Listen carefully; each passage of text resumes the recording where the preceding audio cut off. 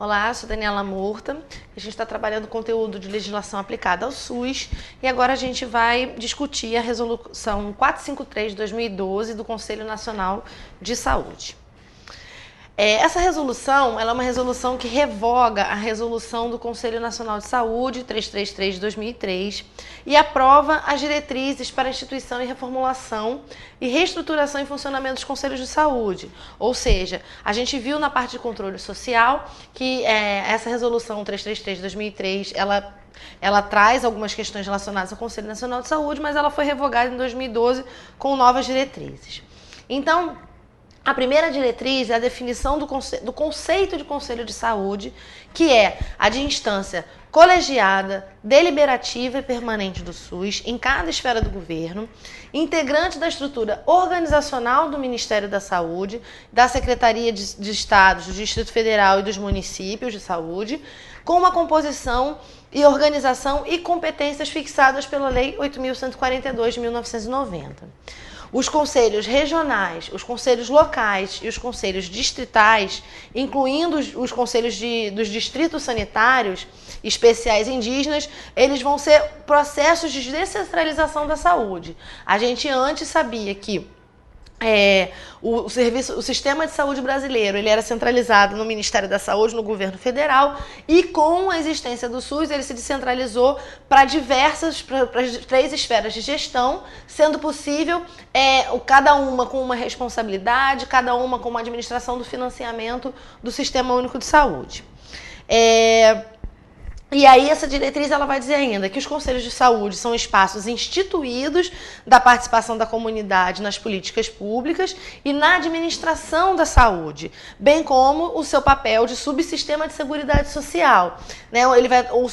Ele vai atuar na formulação e na proposição de estratégias e no controle da execução de políticas de saúde, inclusive nos aspectos econômicos e financeiros. Ou seja, os conselhos de saúde, eles também têm uma interferência na questão da seguridade social e de fato, como um dispositivo de controle social, um dispositivo que vai atuar na regulação, na fiscalização, né, cuidando efetivamente da gestão da saúde. A segunda diretriz dessa resolução, ela vai tratar da instituição e reformulação dos conselhos de saúde. O que se trata disso? Ela ressalta que a instituição desses conselhos, ela vai ser estabelecida pela lei federal e estadual do Distrito Federal e municipal, de acordo com a lei 8.142, né? E que nesse processo o Poder Executivo, respeitando os princípios da democracia, deve sempre acolher as demandas da população que vão ser aprovadas nas conferências de saúde em consonância com a legislação. Ou seja, os conselhos de saúde, eles estão dentro do Poder Executivo, eles estão inseridos nas secretarias, mas eles são autônomos, então cabe ao Poder Executivo respeitar as decisões desses conselhos. A terceira diretriz, ela vai falar sobre a organização dos conselhos de saúde. Então, o que vai estar dito nessa terceira diretriz? Que a participação da sociedade organizada torna os conselhos de saúde uma instância privilegiada na proposição, na discussão, no acompanhamento, na deliberação, avaliação e fiscalização da implementação da política de saúde, inclusive levando aspectos econômicos e financeiros. Então, a sociedade ela tem um papel de extrema importância no funcionamento do nosso sistema de saúde. Ressalta a questão da composição paritária, né, dos usuários em relação às demais representações dos conselhos de saúde, que são os representantes de instituições, os movimentos representativos de usuários, as entidades representativas trabalhadoras de saúde, do governo e de entidades dos prestadores de serviços. O presidente, ele vai ser sempre eleito pela plenária, tá? Os membros vão votar e decidir quem vai ser o presidente, e isso vai ser feito em uma reunião, tá? Seguindo o estatuto que é elaborado pelo próprio conselho. Nos municípios onde não tem entidades, né, municípios muito pequenos, que não tem um movimento organizado, um movimento social organizado, que seja suficiente para compor um conselho municipal de saúde, a eleição dessa representação ela vai ser feita numa plenária no município e vai ser promovida pelo conselho municipal de uma maneira mais ampla e democrática. O fato de você não ter um movimento organizado dentro de uma cidade não significa que o conselho não vá funcionar, que o conselho não possa existir, tá? Isso não é um inviabilizador. Então, como é que se dá a organização dos conselhos, né? O número de conselheiros ele vai ser definido pelos conselhos de saúde constituídos em lei. As vagas vão ser 50% de entidades e movimentos representativos de usuários, 25% de representações dos trabalhadores da área de saúde e 25% do governo. Então, você tem metade do Conselho de Saúde composto pelos usuários e a outra metade pelos aqueles que atuam dentro do sistema de saúde, seja como gestão, seja como funcionário. A participação de órgãos, entidades, movimentos sociais, ela vai ter o critério, sempre seguir o critério da representatividade. Isso é muito importante na formulação dos conselhos de saúde, porque a representatividade é um dado que faz toda a diferença. A abrangência, a complementaridade do conjunto da sociedade no âmbito da atuação, porque ela vai estar representando outros membros da sociedade. Então, se não for uma entidade representativa, não faz sentido que ela esteja ali com poder de voto, com poder de atuação. De acordo com as especificidades locais, né? Sempre aplicado o princípio da paridade, vão ser contempladas associações, entidades, então, por exemplo, indígenas, aposentados, sindicais, entidades de defesa do consumidor, movimentos sociais e populares organizados, movimento negro, movimento LGBT, movimento de mulheres, confederações e federações de trabalhadores, organizações religiosas, organizações de moradores, conselhos profissionais, comunidade científica, enfim, diversas entidades podem estar participando desde que sejam representativas, que elas tenham, de fato, um eco na sociedade quando estão ocupando aquele lugar. Eu sugiro que vocês vejam no próprio texto da resolução, porque é muito detalhado, e aí não faz sentido a gente ficar se repetindo aqui como é definido todos esses critérios. As entidades, os movimentos e as instituições eleitas, eles vão ter conselheiros indicados, essas indicações elas têm que ser feitas por escrito, conforme processos estabelecidos, de acordo com o estatuto, né? Com a recomendação de que não ocorra a renovação desses representantes, tá? Aliás, de que não ocorra, não, desculpa. De que ocorra a renovação desses representantes. Então, de tempos em tempos, esses representantes têm que ser modificados para não ter um viés, para não ter um conflito de interesse nesse lugar de representação, né? Recomenda-se que em cada eleição os segmentos de representação dos usuários, trabalhadores e prestadores, eles promovam uma renovação também de no mínimo 30% das entidades representativas, justamente para ter um giro, né, dessas representações, para poder ter uma diversidade de opiniões. A representação dos segmentos, ela deve ser distinta e autônoma em relação aos demais segmentos que compõem o conselho. Então, por exemplo, um profissional que tem um cargo de direção na gestão do SUS, ou que seja prestador de saúde, ele não pode ser representante dos usuários, porque tem novamente um conflito de interesse, né? Ou um diretor, ele não pode ser representante dos trabalhadores, porque também é conflito de interesse, ele ocupa um outro lugar, tá? Então é muito importante que entender que essa definição dos conselheiros, ela segue uma lógica mínima, né? Que você tem que levar em consideração a possibilidade sempre daquela pessoa votar representando uma sociedade toda. A ocupação de funções na área de saúde que possam também interferir na autonomia representativa do conselho, ela vai ter sempre que ser avaliada, tá?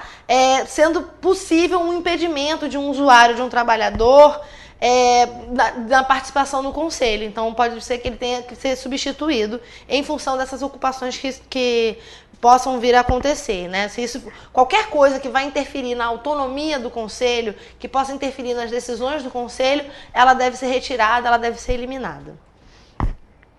Não é permitido, né? Conforme a questão que a gente discutiu no controle social, que não pode participar. Poder Legislativo, representação do Poder Judiciário, do Ministério Público, nenhum desses podem ser conselheiros de saúde.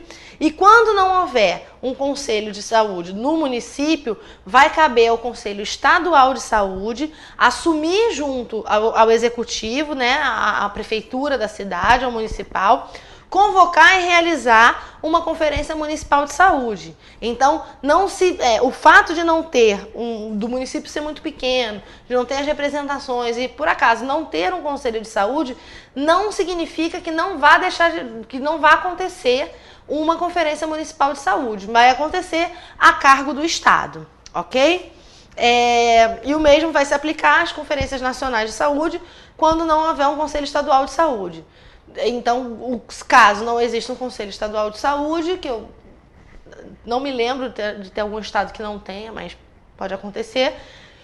Quando não houver esse Conselho Estadual de Saúde, cabe ao Conselho Nacional promover ao Ministério da Saúde promover uma conferência estadual e daí isso ser levado para o nacional, tá?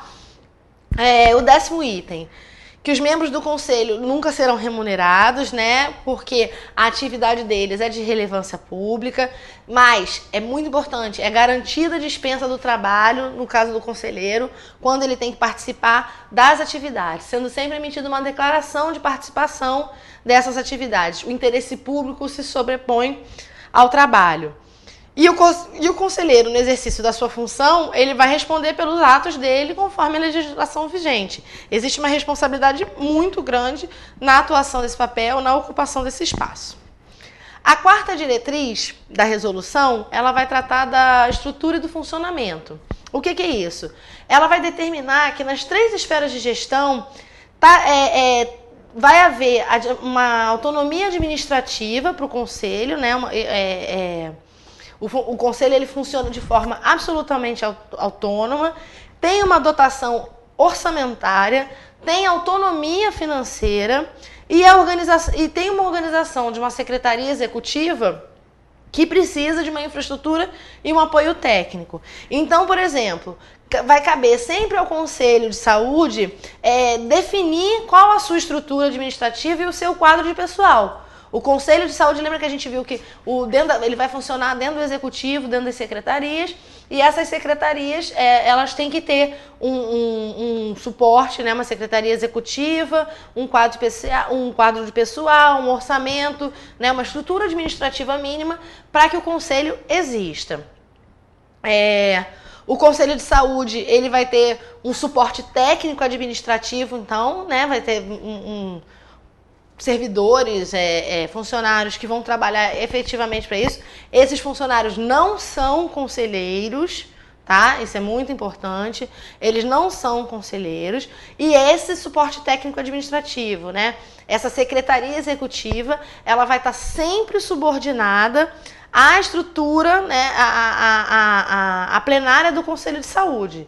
Então, essa estrutura, essa dimensão do Conselho de Saúde, né, da questão administrativa do Conselho de Saúde, ela é definida pelo próprio Conselho, que tem autonomia orçamentária e tem autonomia financeira, tá? Então, o Conselho de Saúde, como ele tem essa autonomia, ele vai decidir sobre o seu próprio orçamento, né? E o plenário do Conselho de Saúde, ele tem que se reunir, no mínimo, mensalmente, tá? Então, a cada mês vai ter uma reunião e sempre que necessário, em caráter extraordinário, podem ter outras reuniões, mas sempre tomando como base o regimento, como base o estatuto interno desse conselho. A pauta e o material das reuniões, eles têm que ser encaminhados para os conselheiros com 10 dias de antecedência, tá? Para que os conselheiros já possam estar a par da pauta, saber o que vai ser tratado na reunião, para poder, caso seja questão de votar, para qualificar os debates efetivamente. E as reuniões plenárias, elas sempre são abertas ao público. Qualquer pessoa, qualquer cidadão pode participar das reuniões dos conselhos de saúde. O que não é permitido é o voto. Pessoas que não são conselheiros efetivamente não vão poder votar. Então, todas as reuniões vão ser abertas e elas têm que acontecer em espaços e horários que possibilitem o acesso de qualquer pessoa, qualquer membro da sociedade. O Conselho de Saúde, ele vai exercer suas atribuições mediante o funcionamento do plenário, tá? Que vai ter também, dentro dos Conselhos de Saúde, você tem comissões intersetoriais que são estabelecidas pelas leis 8.080, que são para discutir questões de diversos setores atrelados à saúde. E vai instalar outras comissões intersetoriais ou grupos de trabalho que é para discutir questões transitórias, questões pontuais que precisam ser respondidas de imediato e que dentro do espaço da plenária do Conselho de Saúde não se consegue discutir elas efetivamente. Então você pode convidar técnicos, você pode convidar pessoas que tenham interesse no tema para participar dessas reuniões que duram um período até que você esteja atingido o objetivo, tá? E essas comissões, elas podem contar com integrantes não conselheiros. Então, por exemplo, podem ser decididas coisas dentro dessas comissões que vão ser levadas ao Conselho de Saúde por pessoas que não são conselheiros, levadas ao Conselho de Saúde para o Conselho aprovar ou não. O Conselho de Saúde, ele sempre vai ter uma mesa diretora, né, que vai ser eleita em plenário, sendo respeitada a questão da paridade. A questão da paridade, ela sempre tem que ser levada em consideração, tá?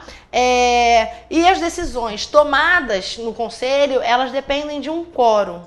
E esse quórum vai ser definido de acordo com o que está sendo votado, esse quórum mínimo.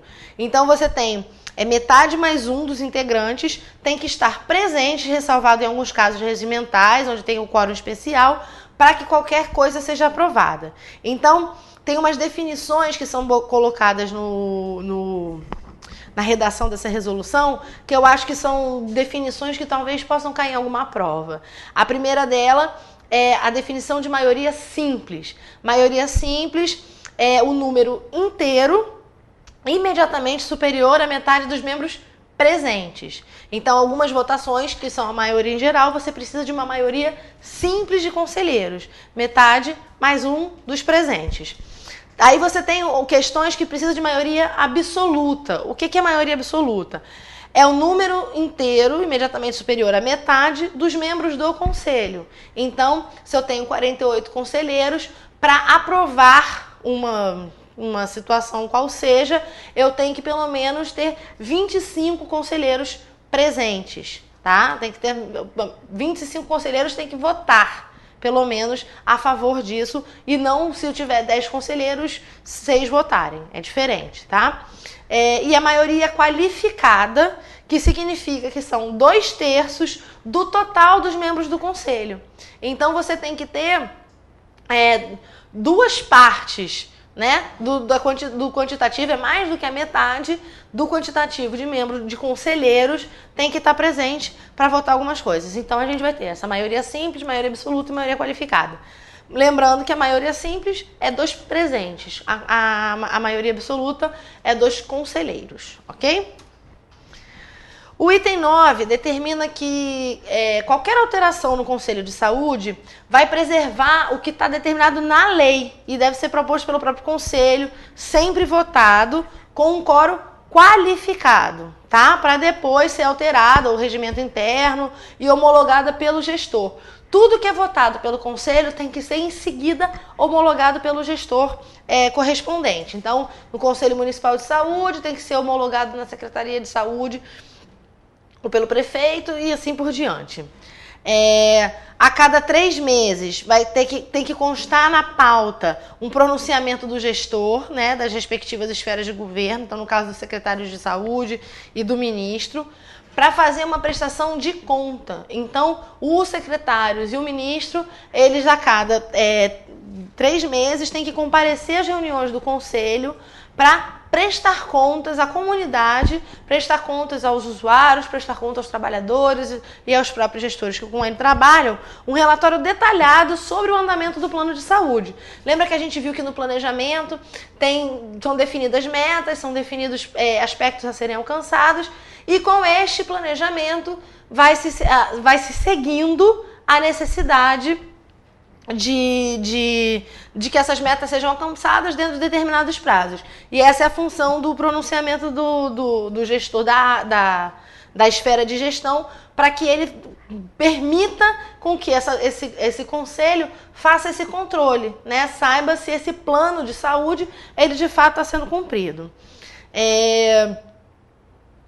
Os conselhos de saúde, quando com justificativa, né, eles podem buscar auditorias externas e independentes sobre as contas e atividades do gestor do SUS. Então, os conselhos eles têm esse poder de pedir as auditorias, mas tudo tem que ser justificado.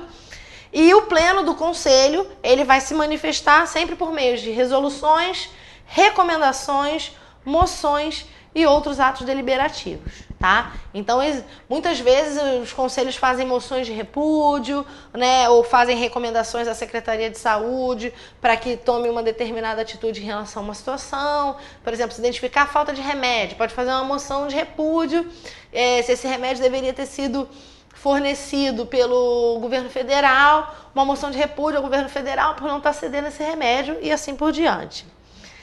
Como eu falei agora há pouco, todas as resoluções têm que ser homologadas pelo chefe do poder constituído em cada esfera de governo, tá? Em 30 dias e publicado oficialmente. Então, se o conselho faz uma resolução, essa resolução ela tem que ser homologada pelo gestor do poder executivo da esfera de gestão dela, tá? E isso ser publicado em diário oficial.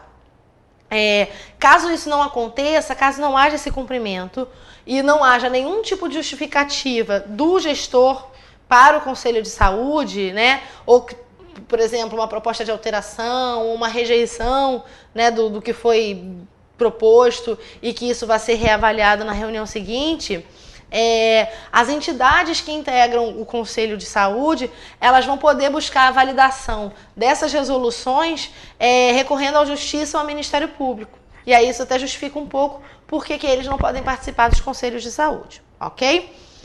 E aí a gente chega na quinta diretriz, que determina que os Conselhos de Saúde nacional, estadual e municipal e do Distrito Federal, eles têm competências definidas em leis federais, né, e indicações que vêm das conferências de saúde. Então, por exemplo, compete aos conselhos, né, fortalecer a participação e o controle social do SUS, mobilizando e articulando a sociedade de uma forma permanente em defesa dos princípios constitucionais que fundamentam o SUS, elaborar um regimento interno do Conselho e outras normas de funcionamento, discutir, elaborar e aprovar propostas de operacionalização das diretrizes que foram aprovadas nas conferências de saúde, atuar na formulação e no controle da execução das políticas de saúde. O Conselho ele tem essa função muito importante relacionada ao controle, a uma fiscalização efetivamente, incluindo os aspectos econômicos e financeiros, né? Propor estratégias para aplicação em setores públicos e privados. Então, existe sim, o Conselho ele não gere, né? Ele não administra a questão financeira da saúde, mas ele tem essa potência de cuidar, essa potência de fiscalizar, de sugerir, né, de interferir nesse processo efetivamente. Compete ao Conselho também definir as diretrizes para a elaboração dos planos de saúde, deliberar sobre o seu conteúdo, conforme as questões epidemiológicas, as capacidades organizacionais dos serviços, uma vez por ano, e deliberar sobre a aprovação ou não do relatório da gestão. Então, aquele relatório que a gestão envia passa pelo Conselho, o Conselho avalia e ela pode ser aprovada ou não. A aprovação das contas, efetivamente, né? A aprovação dos avanços, dos aprimoramentos que aconteceram ao longo daquele período. Compete também estabelecer estratégias e procedimentos de acompanhamento da gestão do SUS, tendo uma articulação com colegiados, como, por exemplo, o caso da Seguridade Social, do meio ambiente, da educação, da agricultura, pensando nessa ideia de que a saúde é um conceito ampliado, né? Que a saúde tem determinantes sociais. Então, essas estratégias e procedimentos elas têm que ser em outros setores também. Proceder à revisão periódica dos planos de saúde, para ver se esses planos de saúde estão coerentes, viáveis. com metas aceitáveis ou se está faltando alguma coisa. Deliberar sobre os programas de saúde, aprovar projetos, encaminhar demandas para o Poder Legislativo. É muito importante pensar que os conselhos de saúde estão relacionados ao Executivo, mas podem fazer encaminhamentos e trazer propostas de adoção de critérios, né, de qualidade, resolutividade, isso no Legislativo e no Executivo, se atualizar, né, no processo dos avanços científicos, trazer essas demandas efetivamente para que sejam incorporadas para a saúde. A cada quadrimestre tem que estar nas pautas do pronunciamento tem que constar na pauta do pronunciamento do gestor de cada esfera de governo, né, a prestação de contas, o relatório detalhado sobre o andamento do plano de saúde, a agenda que vai ser pactuada, o relatório da gestão, dados sobre a aplicação dos recursos, as auditorias que são iniciadas, as auditorias que foram concluídas, produção e oferta de serviços na rede assistencial própria, na rede contratada, na rede conveniada, enfim, coisas que já estão previstas, né, na Lei Complementar 141 de 2012. Compete também ao Conselho de Saúde avaliar e explicitar os critérios utilizados na organização e no funcionamento do Sistema Único de Saúde, avaliar e deliberar contratos, consórcios, convênios, de acordo com as diretrizes dos planos nacional, estadual e municipal de saúde, acompanhar e controlar a atuação do setor privado, né, credenciado, que tenha, ou conveniado, que tenha com a área de saúde, com o SUS, né, esses serviços que podem estar vinculados ao SUS de forma complementar. Então, cabe ao Conselho fiscalizar isso, aprovar uma proposta orçamentária anual da saúde, colocando as metas, as prioridades estabelecidas na LDO, né, na Lei de Diretrizes Orçamentárias, sendo sempre observado o planejamento, o orçamento ascendente, né, conforme a legislação. Mais uma vez eu digo, o SUS ele é todo amarrado, então ele tem sempre esses critérios, né, do orçamento que é ascendente, da necessidade de estar sempre de olho, né, sempre atento à legislação vigente, sempre passando pelas comissões de intergestores, sempre passando pelo controle social. O SUS ele é todo amarrado, ele é todo pensado para que não existam desvios, para que as metas sejam alcançadas, para que ele se aprimore. O 10º item, propor critérios para programação e execução financeira e orçamentária dos fundos de saúde, acompanhar a movimentação e o destino desses recursos, fiscalizar e controlar os gastos, deliberar sobre os critérios de movimentação dos recursos de saúde, incluindo a questão do fundo de saúde, os recursos transferidos do município, do estado, analisar, discutir e aprovar o relatório de gestão, né? Esse relatório de gestão que vai ser apresentado, sendo repassado, ele tem que ser repassado em tempo hábil para os conselheiros, para que eles possam fazer esse assessoramento, eles possam discutir de fato esses relatórios. Fiscalizar e acompanhar o desenvolvimento das ações e dos serviços de saúde, encaminhar denúncia aos órgãos, né, de controle interno, ouvidorias, secretarias especiais, coordenadorias, enfim, fazer com que a legislação vigente seja de fato obedecida.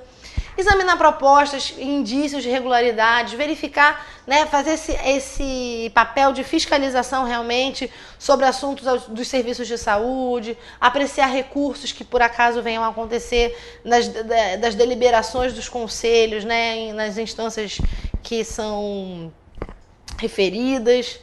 Estabelecer uma periodicidade para a organização das conferências de saúde, fazendo a convocação ordinária ou extraordinária, estruturar a comissão organizadora. Então, o Conselho ele tem esse papel de organização das conferências efetivamente, convocar a sociedade para participar das pré-conferências, das conferências de saúde mais regionais, estimular uma articulação e o intercâmbio entre os conselhos de saúde. Os conselhos de saúde eles devem conversar entre si, né, de modo também a aprimorar a sua atuação, estimular, apoiar, promover estudos de pesquisa sobre assuntos na área, que sejam questões pertinentes ao desenvolvimento do SUS, acompanhar o processo de desenvolvimento, de incorporação científica e tecnológica, desde que seguidos, lógico, os padrões éticos exigidos para o desenvolvimento do sociocultural do nosso país, para o desenvolvimento da assistência.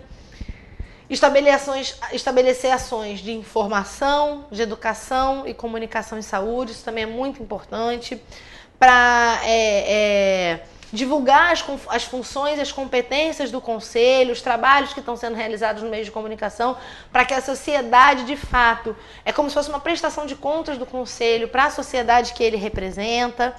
Deliberar, elaborar, apoiar e promover educação permanente para o controle social. Incrementar e aperfeiçoar o relacionamento com os poderes constituídos, né, o Ministério Público, o Judiciário e Legislativo, tendo meios de comunicação sobre isso. Acompanhar a aplicação das normas sobre ética de pesquisas que foram aprovadas pelo Conselho Nacional de Saúde. Deliberar, encaminhar e avaliar a política de gestão do trabalho e da educação. Acompanhar a implementação das propostas constantes no relatório das plenárias e atualizar periodicamente o sistema de acompanhamento dos conselhos de saúde, que é um sistema de informação, que é o SIACS, ok? Como vocês podem ver, essa resolução, ela apenas detalha as funções do Conselho de Saúde, tá? O que deve, como devem funcionar e o que aqui compete os Conselhos de Saúde. Então eu sugiro que vocês deem uma lida na redação propriamente da resolução, tá? Porque infelizmente nesse caso não tem muito o que fazer a não ser tentar decorar um pouco, memorizar o que está escrito na resolução. De todo modo, a gente vê interseções com a Lei 8.142, com o que a gente discutiu um pouco na questão de controle social. Ok? Obrigada.